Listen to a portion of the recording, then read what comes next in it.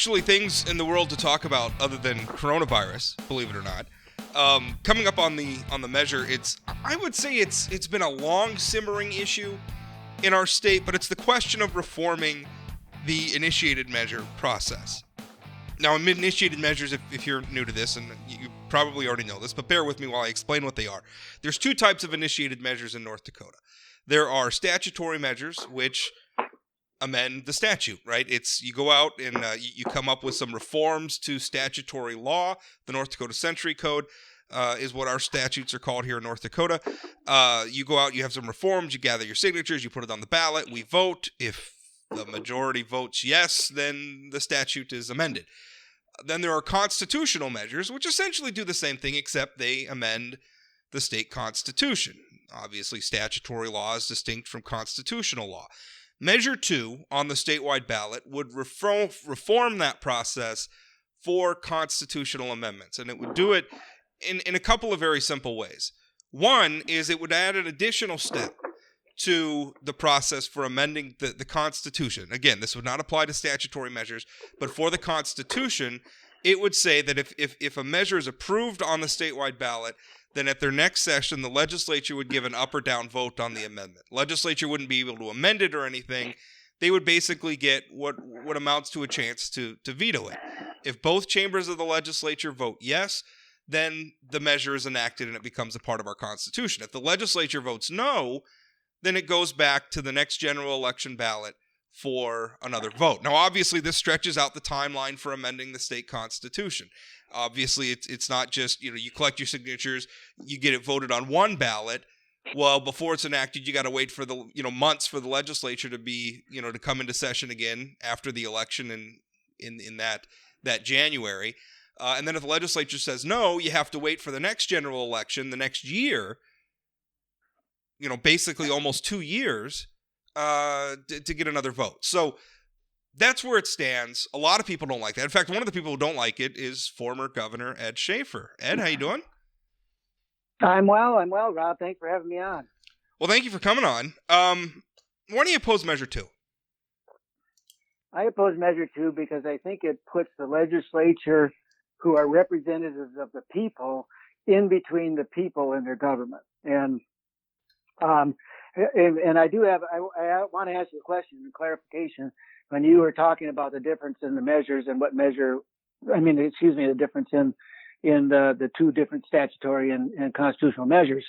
You said that if it goes to the legislature, that both houses have to vote yes, and then it goes into law, or it goes into the Constitution. That's my understanding of Measure 2. Yeah. Is that true? Okay. So if one chamber, for whatever reason, says no, then they have vetoed what the people say. Right. And so I just wanted to make sure I hadn't heard that before. So I wanted to make sure I knew what I was talking about. So here's why I oppose Measure 2, Rob, and that is, and bear with me because I'm not going to separate constitutional and statutory right now, and want to talk about initiated measures in general. So when I got involved in the 1989 tax referrals, those were put forth by the people when the legislative leaders and the legislature and the governor at the time said, we have to raise your taxes. We have no choice. We're going down the tubes. We have to jack all these taxes up that are going to affect your lives. The people got together, got the signatures, put them on the ballot, and said no. And then at the end, they voted to say, well, we're rescinding those taxes. So in that scenario, who were the people that opposed what the people were doing? The people who opposed what the people were doing were legislators. They were saying, we go through the budget. We know you don't know anything. We know everything. We go through the budget with a fine-tooth comb. There's no places we can cut. There's no places we can do anything. There's nothing we can do. You have to raise these taxes. So if that scenario were today, what do you think the legislators' actions are going to be but to veto what the people put forth? And in the 1989 example that I talk about, the people were right. The people said no.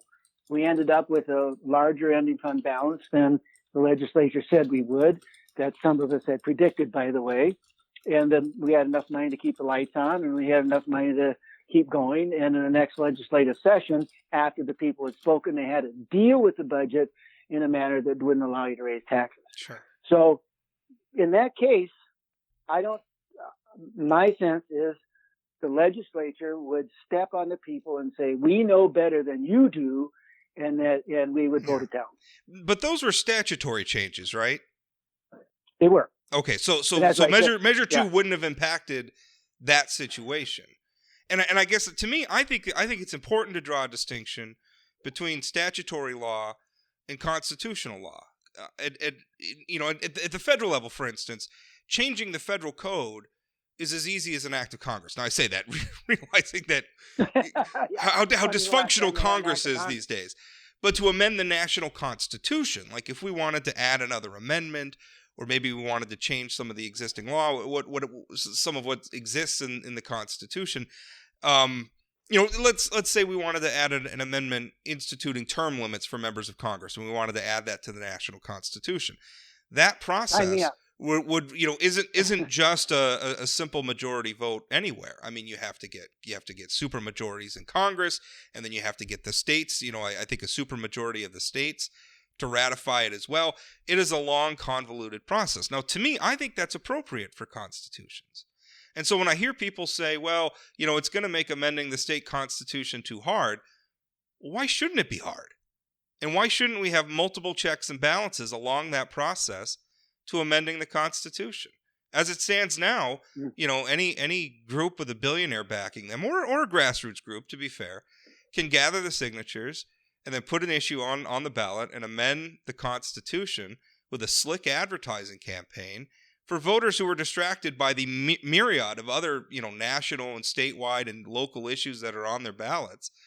I think Marzy's law amended, our state constitution was amended by Marzy's law, backed entirely by a California billionaire, because Kelsey Grammer was on slick advertising that completely drowned out the defense attorneys and the prosecutors and the judges and the victims' rights advocates and all the people who united to speak out against Marzy's law got drowned out by that ad campaign. If we had had an additional step in that process where it could have gone to the legislature, we could have debated that issue longer.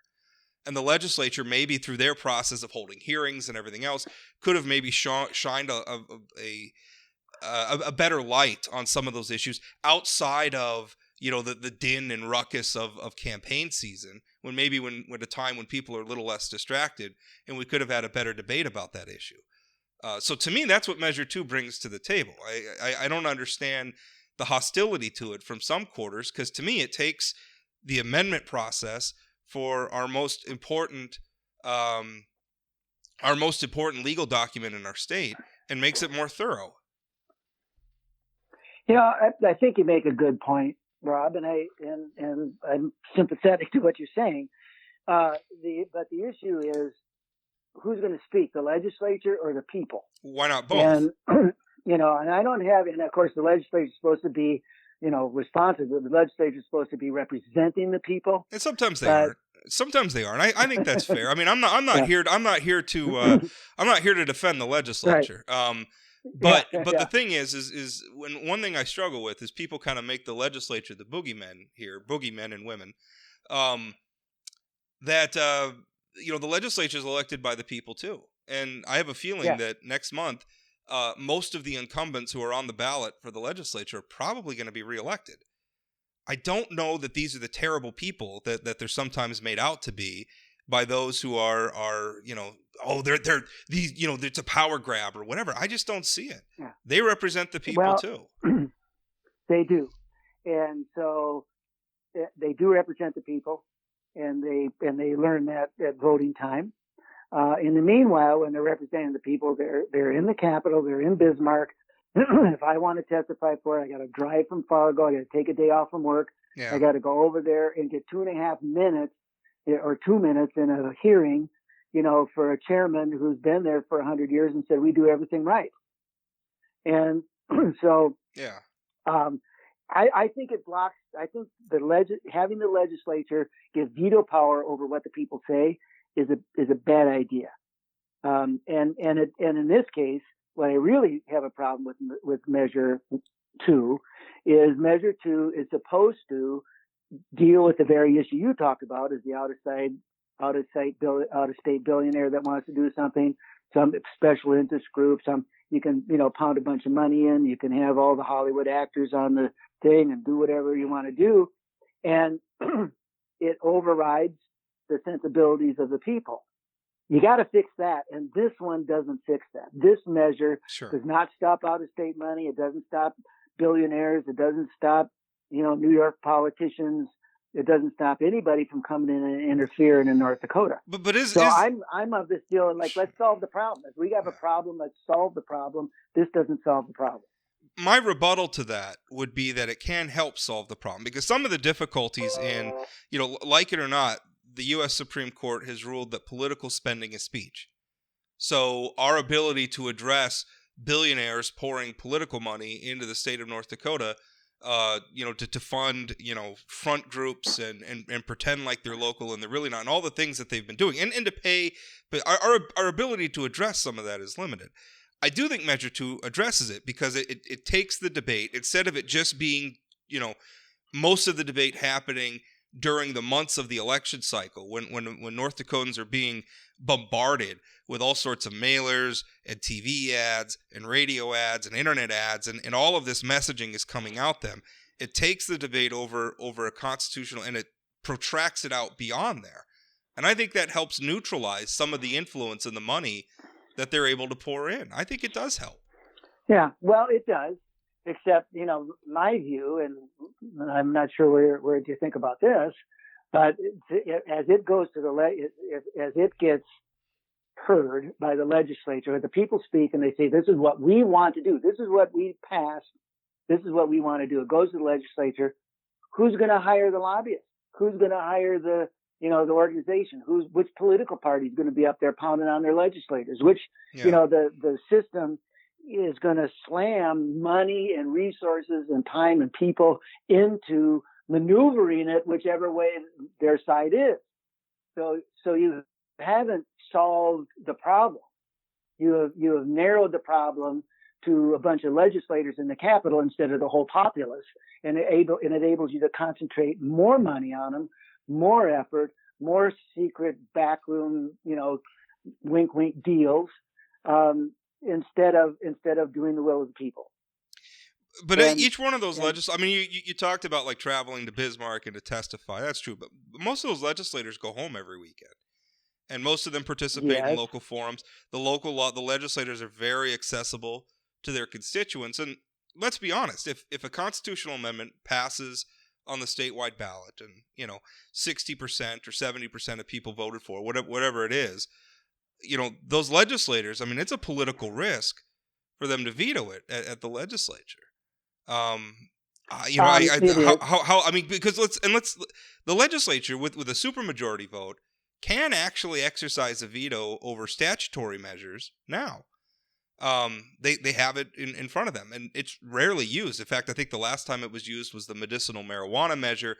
And I think honest observers have to admit that measure was very poorly written. You had bipartisan people coming together to say, hey, we need to fix this because it's workable, and also because the federal government still see marijuana as illegal. So we have to make sure that this is something that's going to actually work. I know a lot of people didn't like the work the legislature did on it, but suffice it to say that's a very rare occasion where they use that. The legislature can veto statutory measures now, and they don't. Not often. Well, there's a time period, to do that. They can't just come in the next legislative session and they can with a supermajority. They can't. I think after 7 years they can undo it with a simple majority, right. But they can in the next, because that's what they did with the medicinal marijuana measure.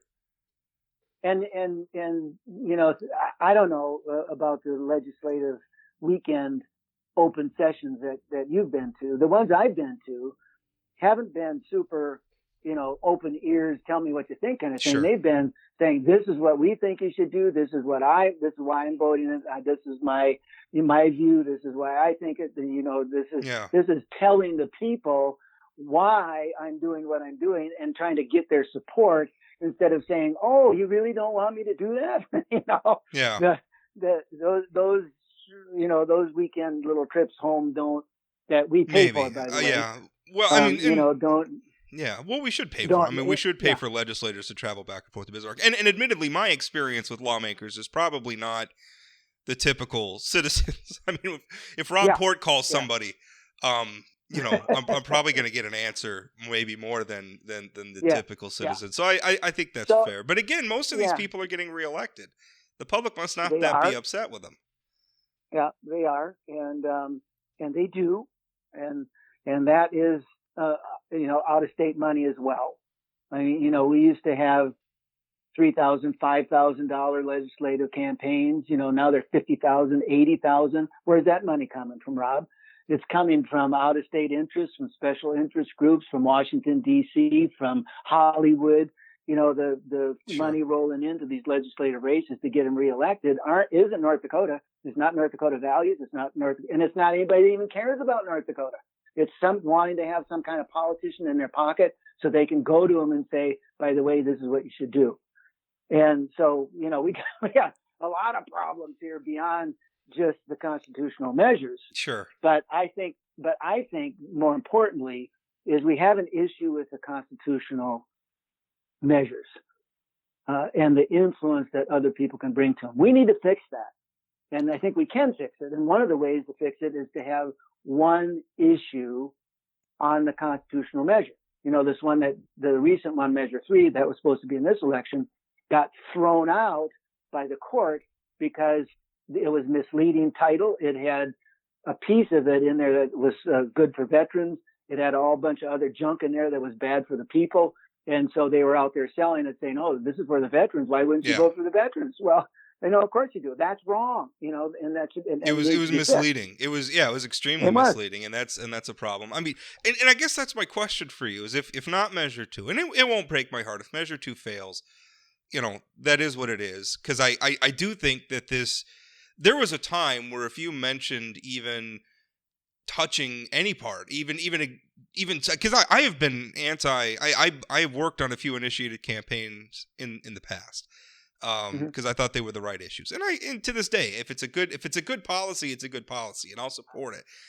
It has been probably since the outdoor heritage debate that we had that I have turned on this process. And I said, there are deep-seated problems with the initiative. And I remember when I first started talking about this, it was like kryptonite. Like, you're not supposed to, that's toxic. You're not supposed to touch that. Anybody. And I do feel that at least people are willing to admit that there's a problem. So if Measure 2 fails, I think we're still making progress towards, okay, there is a problem here that needs to be fixed.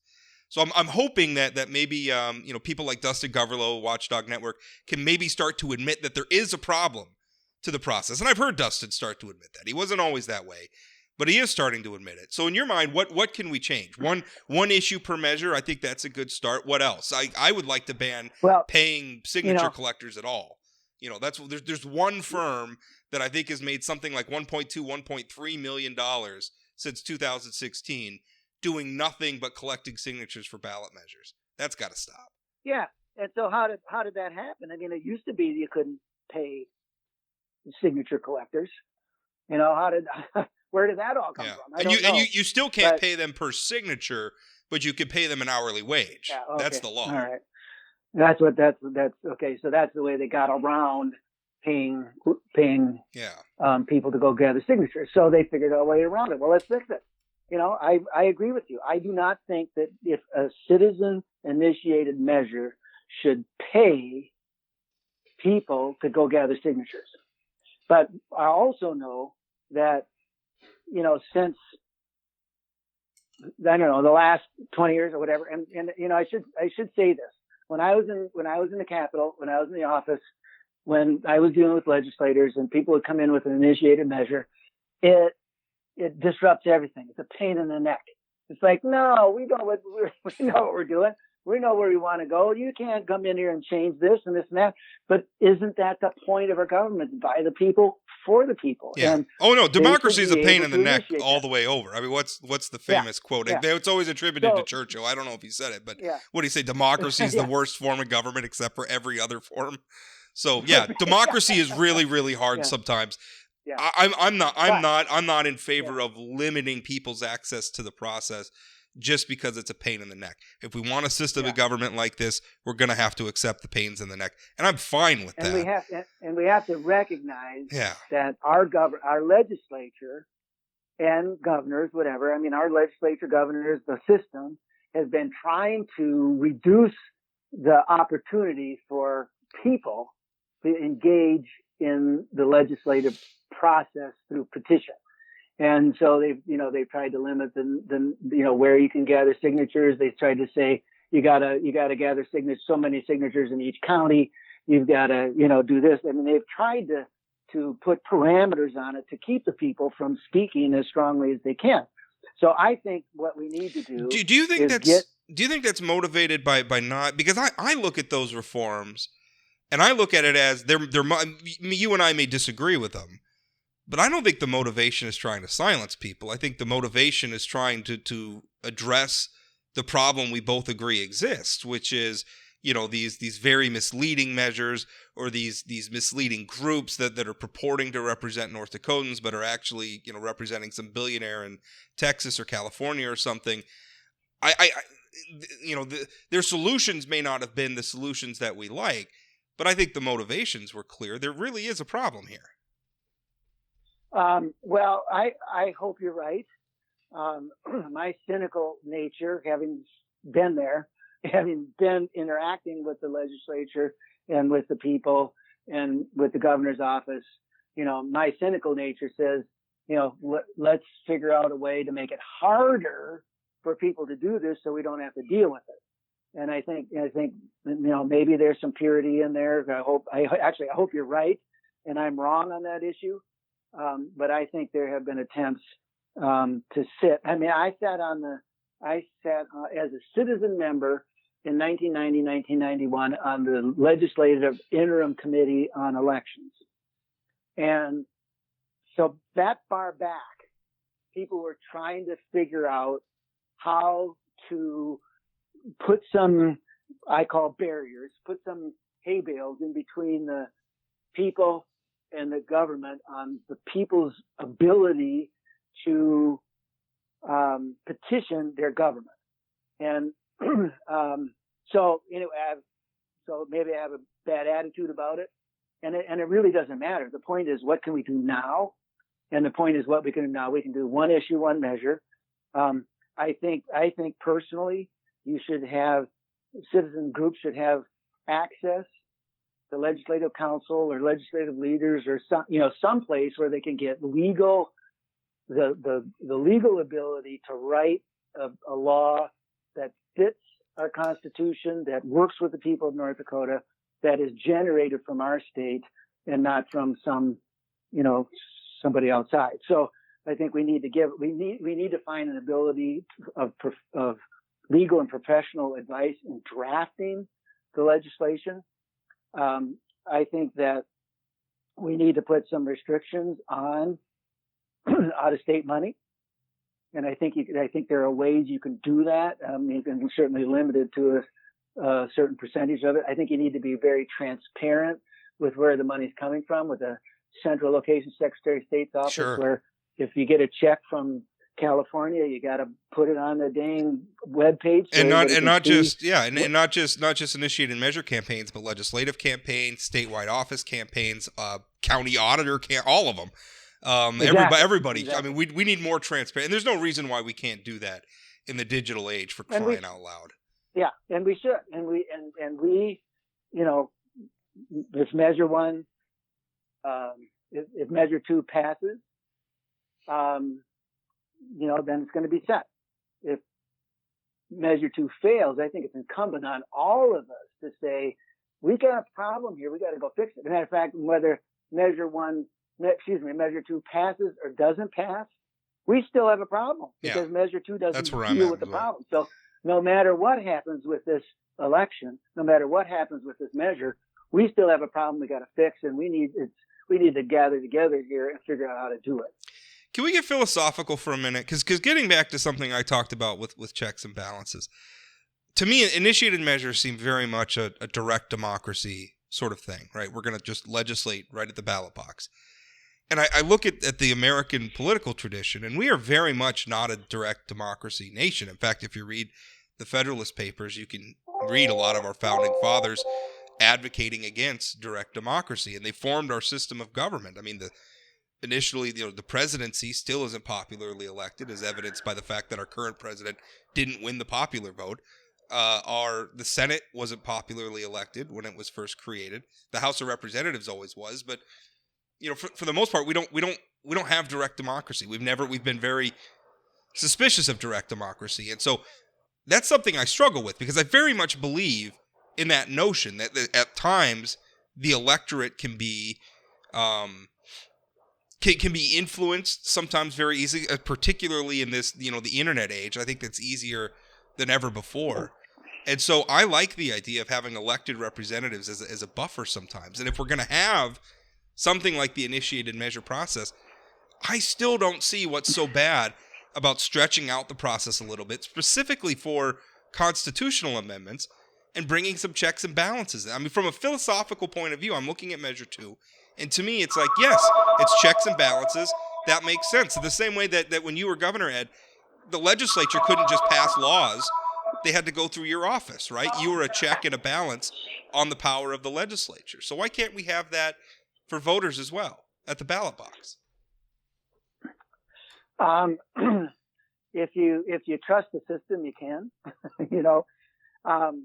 but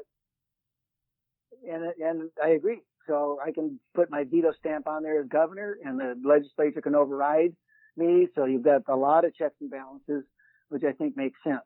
But all of those checks and balances are based on representing the people. Right. It's the governor's saying, look, I'm representing the people here. I'm vetoing this deal. The legislature says, I'm representing the people here. I'm going to override the governor. It's all representing the people. And right. So, at times it's difficult. And as you said, messy, but I just believe in the people. And I think the people should speak, and I think people should design their own government. And I like it or not, governors or legislators shouldn't have the ability to veto what the people are saying. Yeah. Well, I disagree. And mostly because, elections too. I mean, we have election contests all the time where we see political power shift back and forth. The public's attitudes change a lot. So, I don't know. It's a difficult thing, but I think there's a lot of philosophy too here that maybe we should consider, because that's one thing that has really turned me against the initiated measure process. Is I don't think direct democracy is a good way to make policy. I don't think legislating at the ballot box is a good way to make good policy. It just, I think we need more checks and balances in that system, like we have for every other system of government. That's what I like to see, and it's hard because you run up against this sort of chest pumping populism. Oh, you're against the will of the people, and it's, well, I'm not.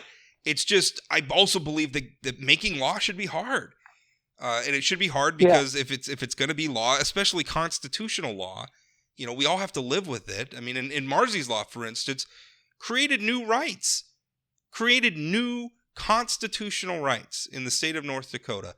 And there were no checks and balances on that. And I think that other than the courts, I guess, but I think that really stinks. Well, and I agree with you. On the other hand, the checks and balances for everything is at the ballot box. The legislator doesn't get elected unless they're voted by the people. The governor doesn't get elected unless they're voted by the people. That's true. Laws, so the people can directly vote on some direction in their government. They're elected by the people.